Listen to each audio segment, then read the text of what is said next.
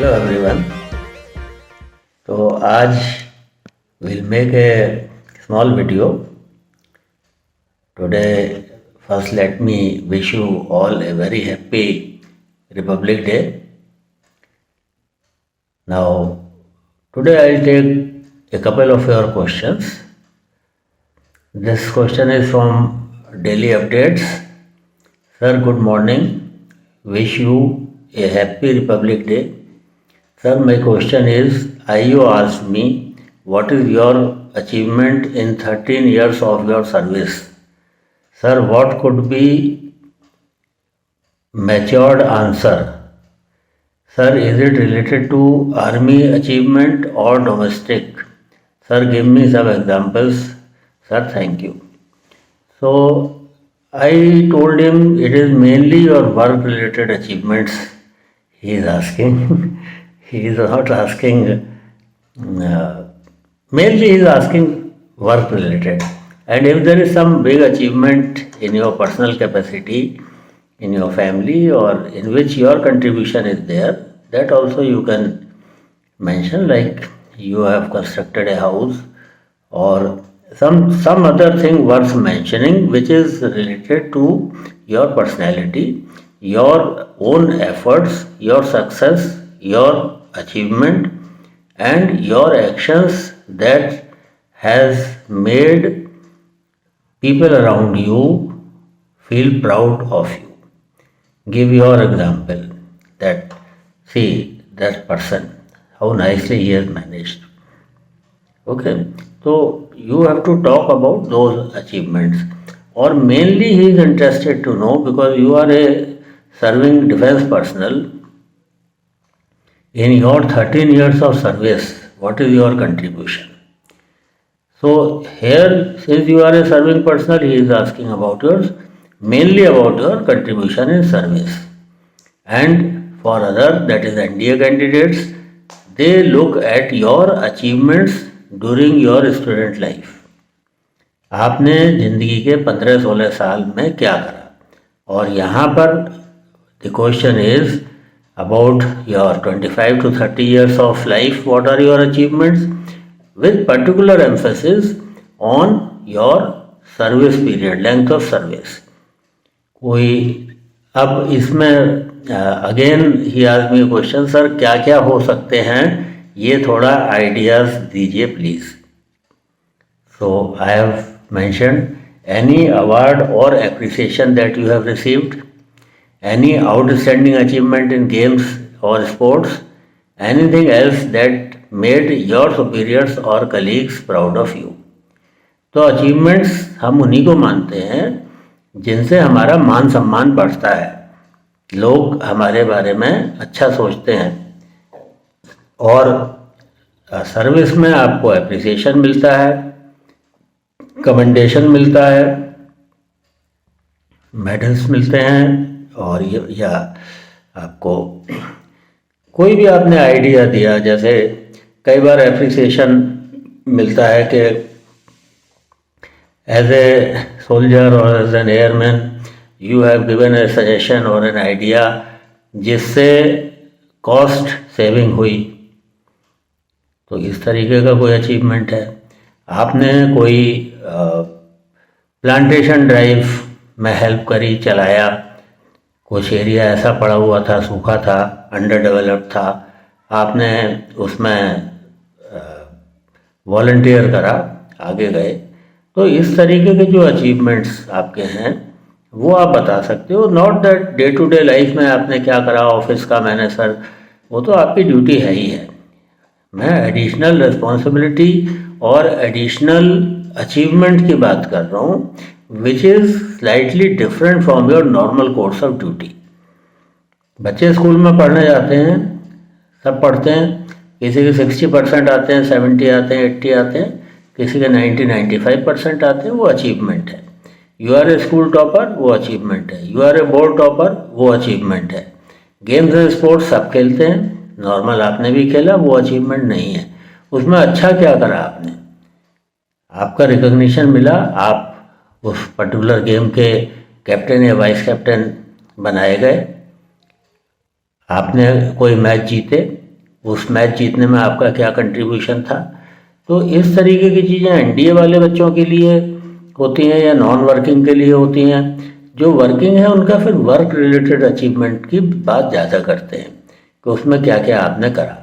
अब एक्चुअली क्या क्या करा ये मैं आपको नहीं बता सकता, ये तो you have to sit down and think.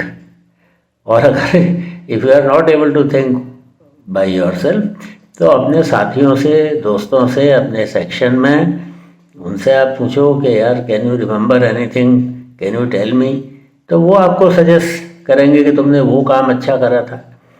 अब जैसे गेम्स, स्पोर्ट्स या आपकी आउटडोर एक्टिविटीज़ में आपने कोई अचीवमेंट करा, आप 100 किलोमीटर साइकिल एक्सपीडिशन पर गए, कोई आर्मी ने, एयरफोर्स ने ऑर्गेनाइज करा, तो जो लोग, जो आम तौर पे लोग काम करते हैं उसके अलावा आपने क्या करा जो आप हाईलाइट हुए। तो ऑफिस में ये नहीं है कि आपको जिस भी आप कोर के हो, जिस भी फील्ड के हो, उसमें जो डे टू डे आपने काम करा उसकी कोई वैल्यू यहाँ पर नहीं है। यहाँ पर है तो एक्स्ट्रा काम आपने कुछ करा जिससे आपने सेक्शन में आपका एप्रिसिएशन हुआ, लोगों ने नोटिस करा। तो I hope you have understood कि इसके क्या मतलब है। Nice that you have asked me a question, doubt मत रखो मन में। अब second question is Rishabh, good morning sir, thank you sir for your constant efforts for helping us out through your wonderful videos. Sir please make one video on the topic not cleared written exam but appearing for direct entry candidates, how to tackle that question। देखो, जिंदगी में हर आदमी सब कुछ हासिल नहीं करता है, ठीक है। अब मैं बार बार और भी वीडियोस में मैंने बताया कि what you have achieved is more important than what you could not और यू डिड नॉट। तो अब वो तो खैर पूछेगा आपसे क्वेश्चन कि भाई आपने तो ब्लैंक दिखा रहा है, एनडीए आप अपियर ही नहीं हुए, why didn't you appear for NDA, तो आप कहोगे sir I could not clear the written. तो थोड़ा सा बहुत अच्छा तो नहीं लगता सुनने में कि आप रिटन ही क्वालिफाई नहीं कर पाए, एसएसबी तक ही नहीं पहुंच पाए, ठीक है। लेकिन अब आप अच्छा टीईएस दे के आ गए, तो टीईएस तो अगर आपकी है जो भी कट ऑफ है, पहले तो खाली कट ऑफ पे हो जाता था, 80-85% पे हो जाता था। अब जेई के थ्रू है तो आपने वहाँ कट ऑफ मीट कर ली या 12th की कट ऑफ मीट कर ली और आप टीईएस दे के आ गए और फिर वापस आ गए। क्योंकि मैंने ये देखा है कि टीईएस तो बहुत बच्चे दे के आते हैं कि चलो फ्री में हो रहा है, डायरेक्ट एसएसबी हो रहा है। तो ये जो फ्री वाला चीज़ है ना, डायरेक्ट एसएसबी जो है, ये कोई बहुत अच्छा नहीं है। ये एक शॉर्टकट माना जाता है कि आप मेन एग्ज़ाम से, रिटन से बचना चाहते हो या तो बचना चाहते हो और या फिर कर नहीं पाए, और कर नहीं पाए तो लिमिटेशन है, बच नहीं पाए तो एटीट्यूड आपका ठीक नहीं है। मतलब अगर आप बच रहे हो उससे, एग्ज़ाम रिटन देने से बच रहे हो, तो फिर एटीट्यूड आपका बहुत अच्छा नहीं है। Why are you hiding, why are you running away from giving the written exam, it means you have got low confidence. ये इंटरप्रिटेशन एक निकलता है। तो अब अगर नहीं क्लियर करा तो कोई बहुत बड़ा पाप नहीं हो गया, कोई बहुत बड़ा अपराध नहीं, क्राइम नहीं आपने कर दिया, you could not do it. तो फिर क्या हुआ? Mahatma Gandhi was an average student, he became father of nation. हमें इंस्पिरेशन मिलती है। नरेंद्र मोदी जी हमारे प्राइम मिनिस्टर हैं। आपने सुना है कि वो बचपन में उन्होंने सब काम करे, उनकी बहुत फोटो आई हैं, अपने रूम में झाड़ू लगा रहे हैं वो। तो कोई काम छोटा थोड़ी होता है। अब मुझे बताइए कि नरेंद्र मोदी जी यूनिवर्सिटी टॉपर थे क्या? एक एवरेज स्टूडेंट थे, एवरेज थे, अबव एवरेज थे। हमें ऐसे लोगों से हमें शिक्षा मिलती है। हम समझते हैं कि everyone is not successful in every step, क्या आपने कोई भी कदम उठाया और बस उसमें सक्सेसफुल ही हो गए, ऐसा ज़रूरी नहीं है। हो भी सकता है, और अगर है तो बहुत अच्छी बात है। एक सक्सेस से पहले 10 फेलियर्स भी होते हैं। वो बहुत लकी होते हैं और बहुत फॉर्चुनेट होते हैं और बहुत एंटरप्राइजिंग और डिटर्मिन्ड होते हैं, जिनको सक्सेस ही मिलती जाती है, फेलियर कभी मिलता नहीं है। तो अच्छी बात है अगर ऐसा हो रहा है, लेकिन ज़्यादातर जो मेजॉरिटी ऑफ पीपल है, फेलियर्स आते हैं and we say that failure is a success, is a stepping stone for success. तो it's a stepping stone. Failure के ऊपर हम पाँव रख के फिर हम ऊपर चढ़ते हैं, ऊंची ऊंचाइयाँ छूते हैं। आप कहते हो sir I did not work hard at that time, क्यों नहीं हार्ड वर्क करा? I was not mature enough at that stage, I did my best, I could not succeed, I tried again, I could not succeed. जितने बार में भी आप नहीं हुए उतनी बार I did not succeed sir. Later on, I did introspection. I realized where my fault lies, and after that, I appeared for the next eligibility examination, whether it is CDS or FCAT, and I cleared it. And now I am here before you. Now, when I have cleared that written examination and I have worked for my SSB, I expect to be recommended. I have worked hard for that. This shows that I have shown continuous improvement. I was at a lower level earlier, and today I have overcome all those difficulties. I am showing improvement. I am not showing deterioration. My condition is not going down. I am showing improvement, and I have got great confidence that earlier I could not do whatever I could not do earlier. Now I am able to do it with at a good level. At a higher achievement, higher level of achievement. तो मुझे बताओ इसमें बुराई क्या है? देखो, आप लोग क्वेश्चन सुन के घबरा जाते हो कि ये तो मेरा फेलियर है।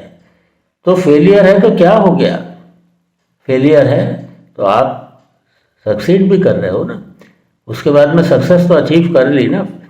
फेलियर हो गए और डाउन डाउन डाउन तो नहीं गए ना आप। ये रेजिलियंस है आपके अंदर।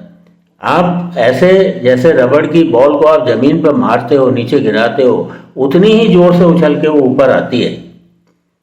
तो ये तो एक पॉजिटिव एटीट्यूड है, इसमें नेगेटिव बात कहाँ से आगे मुझे नहीं लगता। But only thing is that you have to word your reply nicely and speak it with confidence कि sir I have achieved this. There are many candidates जो एनडीए का यूपीएससी का रिटन क्वालिफाई नहीं कर पाए और शायद वो सीडीएस भी नहीं कर पाए और एफकेट भी नहीं कर पाए, मैंने कर लिया। तो बहुत सारे वो भी हैं। But I am not saying that I have done something great कि मैंने एनडीए क्लियर नहीं करा था और आज मैंने क्लियर कर लिया। That was my mistake, I accept that mistake and I have accepted that mistake and I have worked on that mistake and I have shown results. तो समझ आ गया? चलो ठीक है। तो इस तरीके का आंसर दो, पॉजिटिव दो, that it is my achievement. उस समय था, हो गया सर, वो तो आई वॉज बिट केयरलेस और I worked hard and I did not succeed और my efforts were in not in the desired direction. जो भी आपका जवाब है, प्रैक्टिस करके जाओ और उसके बाद में कन्विंसिंगली आप आंसर दो। पास्ट रिकॉर्ड से कोई ये कि आपने यूपीएससी क्लियर क्यों नहीं करा था उस समय, उससे कोई लेना देना नहीं है। Your today's performance is being judged. Only thing is that he is trying to check your confidence level कि क्या reason था. Have you understood why you did not clear UPSC written and what were the shortcomings and how have you improved upon that? Assessment आपका आज की performance पर हो रहा है, उस समय के failure पर assessment नहीं हो रहा है। But yes, that is being kept in mind कि ये आपने achieve नहीं कर पाए थे। No problem. अच्छा सा जवाब दो and wish you all the best. Bye bye.